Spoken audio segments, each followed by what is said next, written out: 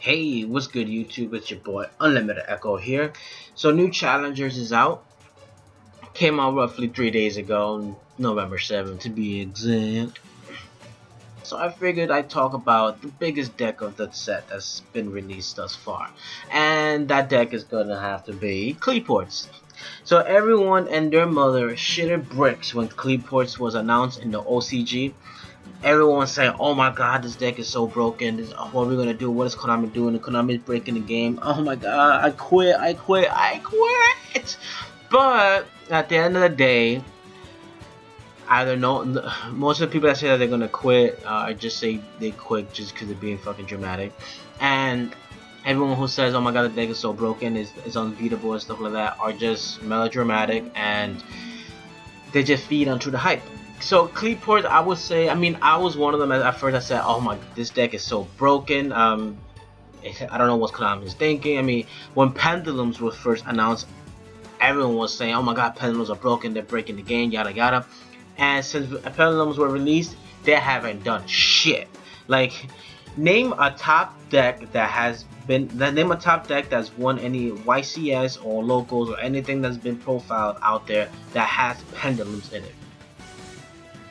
Don't worry, I'll wait. Exactly. But now, Konami decided to release their first official Pendulum archetype. And of course, with every new mechanic, it's gonna suck in the beginning, and then later on during each set that gets released, they end up releasing broken shit, good stuff that makes the mechanic good. Just look at Synchros when it first came out were decent. They weren't uber awful. But XCs when they came out, they were all fucking garbage. The only one that was really, it was really good was Leviathan Dragon, and even Leviathan Dragon wasn't gonna cut it. Utopia was like the amazing best rank 4 monster that we can go into. Now we don't even see Utopia being run anywhere. Utopia has its own deck, and no one even runs that shit because it fucking sucks. But as you can see my point, right? So with Pendulums, now they're releasing their own Pendulum archetype. They're obviously gonna make it good because they're gonna want to sell it. You're not gonna make shit that sucks because no one's gonna want to buy it, especially in the competitive scene. The deck is basically wrapped around stun or beat your face, or you can do both. So the first card of the deck that it's a must is like the go-to. Without this card, your deck does nothing. It's nothing. Scout basically searches your whole entire deck. It gets to your Helix, it gets to your carry, your disc, your shell, and your killer. You know, without Scout, your deck doesn't run, like I said before. But it's not be repetitive. One interesting thing though is that they decided to make it a level 5 normal monster, which is also a Pendulum. But see, what Pendulum is that they're considered monsters when they're in your hand, deck, and graveyard, and picks up on the extra deck. And on the field, of course, in the monster zone. They're only considered spells when you put them in this Pendulum zone. That's when they're considered spells. So since a level 5 monster, they did this on purpose, honestly, because normal Pendulum monsters they've been releasing on level 5 and higher, and that goes for Summoner's Art. Summoner's Art hasn't seen no kind of play ever. I forgot when this card was released. It was released back in the 5Ds era, and no one used it because no one wanted to run vanillas because vanillas were garbage. But now they found a way for people to run vanillas, and Scout is one of the first.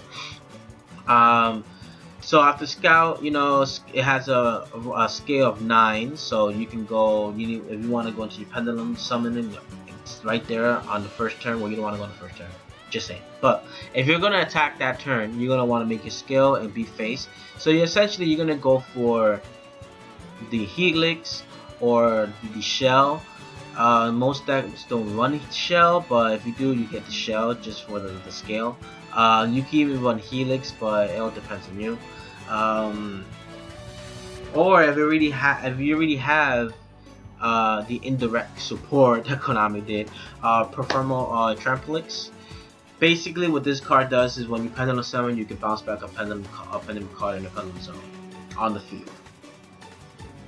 And then from there on, you can XC summon because all the Qliphorts have this effect within that you cannot special summon except for Qliphort monsters. Helix and Carrier get their effects off when they're tributed. So Helix destroys the spell and trap card, Carrier bounces back a monster. At first, when the Qliphoorts were announced, everyone was saying, oh my god, Monarchs are going to be so good because they have infinite fodder, blah blah blah, but the deck didn't take off because at the end of the day, you can't search Monarchs without the continuous spell. I forgot what it's called, Monarch something. You tribute summon and then you can add a monster with 24 attack and 1000 defense. But it's and since you don't really special summon from the extra deck here except for Qliphorts, it's kind of counterproductive. So Qliphort Monarchs didn't take off as great as people assumed it was going to be. But now we have a pure Qliphort deck because they released all these cards. Disc is your OTK general. Like he says, well, I'm a summon, I'm gonna tribute you, which is Helix and Carrier. Destroy some stuff, bounce some stuff, get some field presence, clear the board so I could bring my minions from the deck and destroy you. That's basically what Disc does. So Disc is basically your rescue rabbit for the deck. You tribute him, when it's tribute summoned, you can special summon 2 Qliphort monsters from the deck. Except itself, I believe. Let's see. Oh no, you can tribute summon him. Okay, I mean you can special summon him. Alright. So here you can special summon 2 from the deck and beat face. Now that's the OTK scenario of the deck. If you run the stun version, which is with Vanity's Emptiness and Skill Drain, you could essentially flip Skill Drain over right then when you summon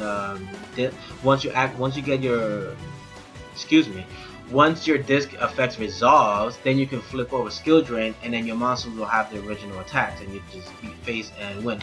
So yeah, so essentially if you get a shell and another carrier, let me see, let me get my calculator out. That's exactly, that's 8,000 right there on board. That's already OTK done. That's it. Shell he's just your piercer.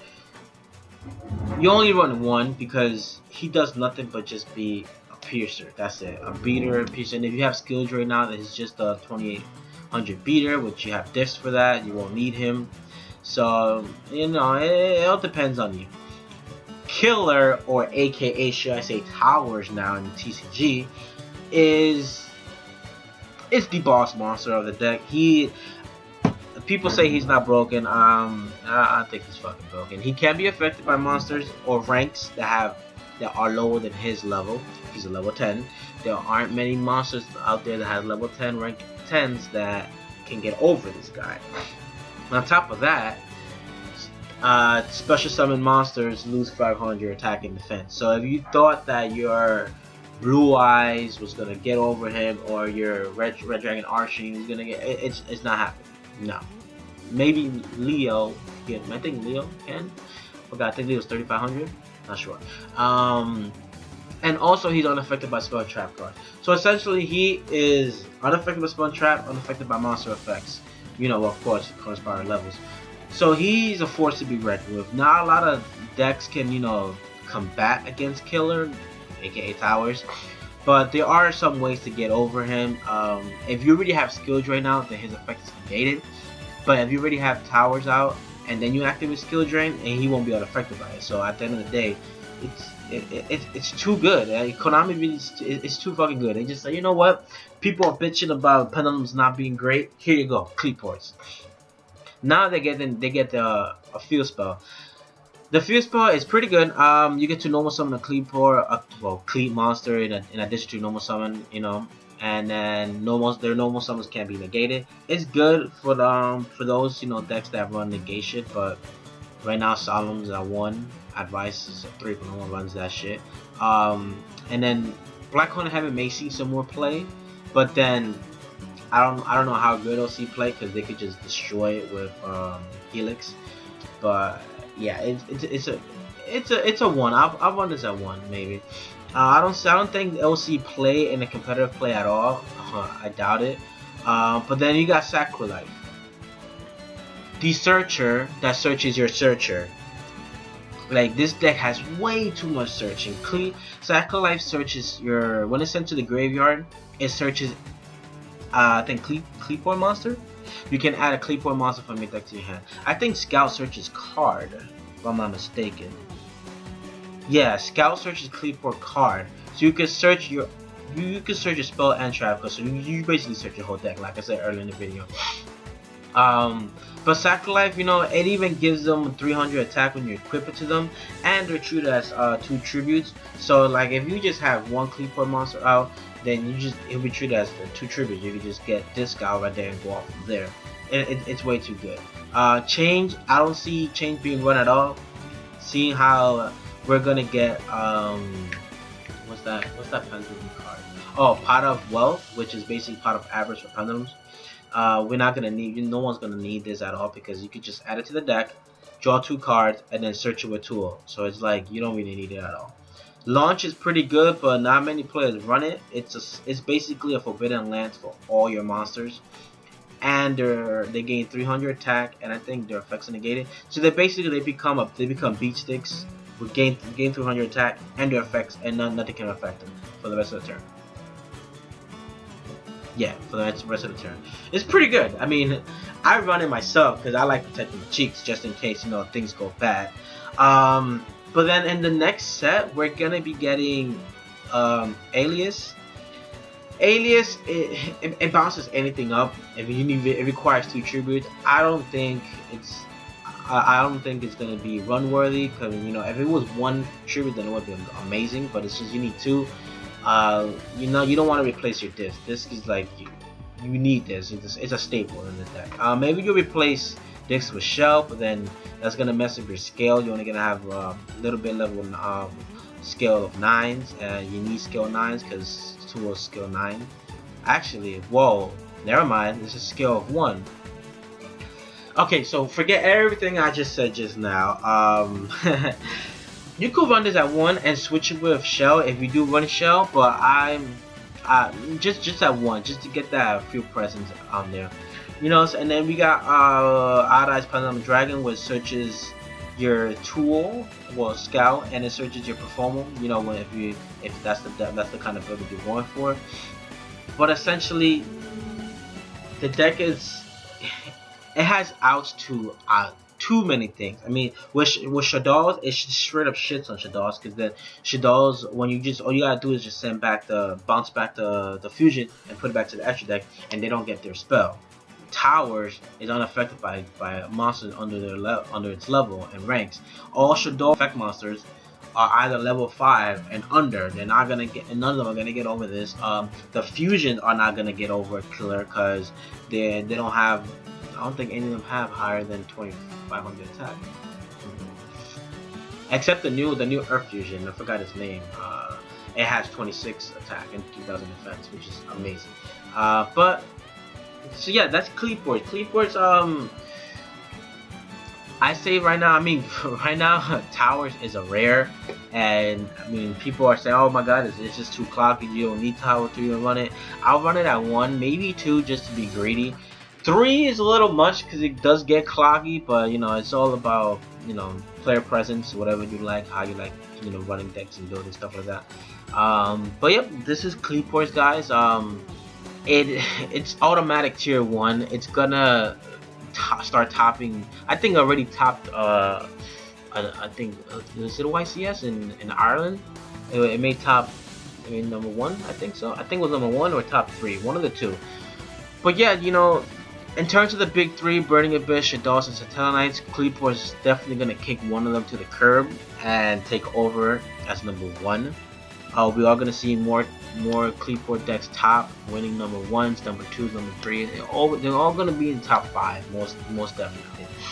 Alright guys, so this is the video. Thanks for watching. Subscribe if you liked it.